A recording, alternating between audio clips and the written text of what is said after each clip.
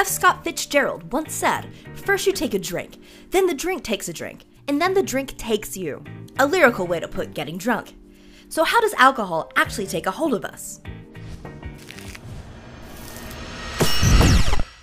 No matter what your poison is, booze all contains the same molecule that messes with your mind, ethanol.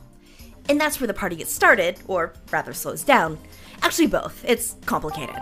Ethanol slows your brain down by binding to two kinds of receptors, those for GABA and NMDA. GABA inhibits your behavior, so when ethanol binds to the GABA receptor, the neural message firing slows down, making you feel more calm, relaxed, and loosening you up.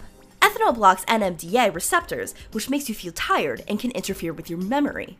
The more ethanol you have, the less you'll remember, and this is what can cause blackouts. At the same-ish time, ethanol causes your brain to release the stimulants norepinephrine, adrenaline, and cortisol, which hype you up.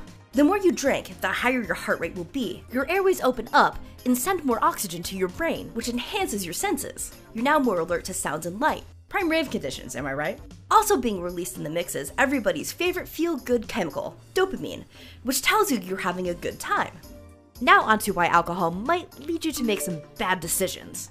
The arrival of ethanol also gums up pathways that keep your brain from getting the energy it needs to operate at full speed.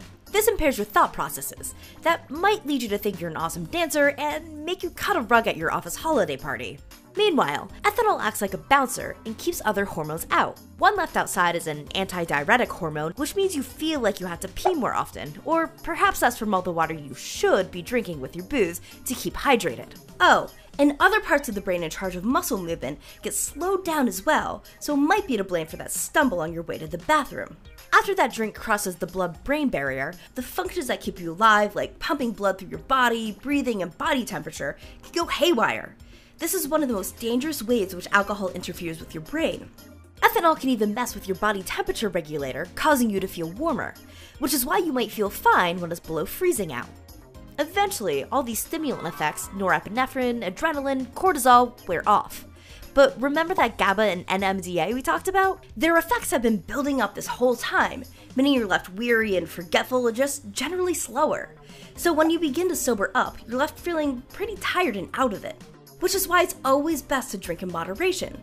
Alcohol has a unique effect on each of us, so it's a good idea to know your limits. Having a full stomach before drinking will slow down the ethanol absorption through the stomach walls.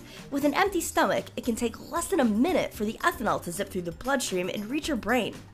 Fatty foods take longer to digest, which slows down the alcohol absorption. Same thing for sugary mixers like soda or cranberry juice, which is why you'll feel ethanol's effects quicker when you have a mixer of diet soda. So now you know how alcohol can affect you after you toast off this long year. Speaking of which, we'd like to ring in the new year with a special tradition, our annual audience survey.